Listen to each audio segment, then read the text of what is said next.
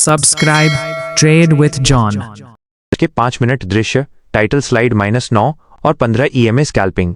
तो चलिए बात करते हैं एक ऐसी ट्रेडिंग स्ट्रैटेजी की जो सिंपल भी है और पावरफुल भी। क्या सीमित पूंजी के साथ इंट्राडे ट्रेडिंग तनावपूर्ण लगती है?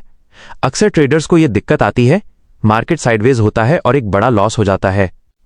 स्कैल्पिंग की परिभाषा और फायदे। इसका एक सोल्यूशन हो सकता है स्कैल्पिंग, मतलब जल्दी से ट्रेड में एंटर करो और निकलो। इसमें रिस्क छोटा और मैनेजेबल होता है और यह ट्रेडिंग साइकोलॉजी के लिए बहुत अच्छा है। EMA सेटअप के 3 स्टेप्स। यह strategy 2 exponential moving average EMAs का उपयोग करती है। इसका सेटअप बहुत आसान है।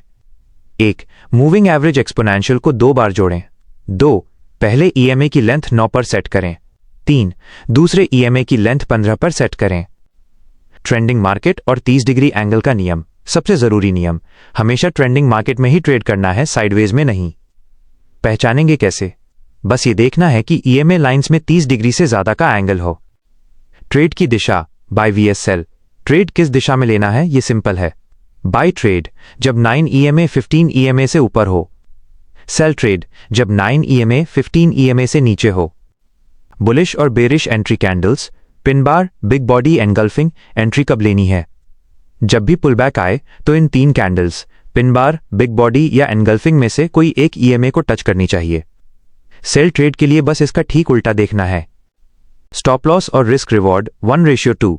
स्टॉप लॉस एंट्री कैंडल के निचले स्तर के ठीक नीचे रखा जाता है और प्रॉफिट के लिए हमेशा कम से कम 1:2 का रिस्क रिवॉर्ड रेशियो टारगेट करना है। सफलता बढ़ाने वाली गोल्डन टिप, निफ्टी जोड़ बैंक निफ्टी। अब सबसे जरूरी टिप, हमेशा 2 चार्ट्स देखें, एक निफ्टी का और दूसरा बैंक निफ्टी का। अगर दोनों इंडेक्स एक ही डायरेक्शन का सिग्नल दें तभी ट्रेड लें। इससे आपकी विनिंग प्रोबेबिलिटी 40% से बढ़कर 90% तक जा सकती है। 1:40, 1:52। दृश्य, निष्कर्ष और अनुशासन का महत्व। कुल मिलाकर यह स्ट्रैटेजी छोटी पूंजी वाले ट्रेडर्स के लिए बेस्ट है। पर याद रखिए, असली सफलता हमेशा अनुशासन, डिसिप्लिन से ही मिलेगी।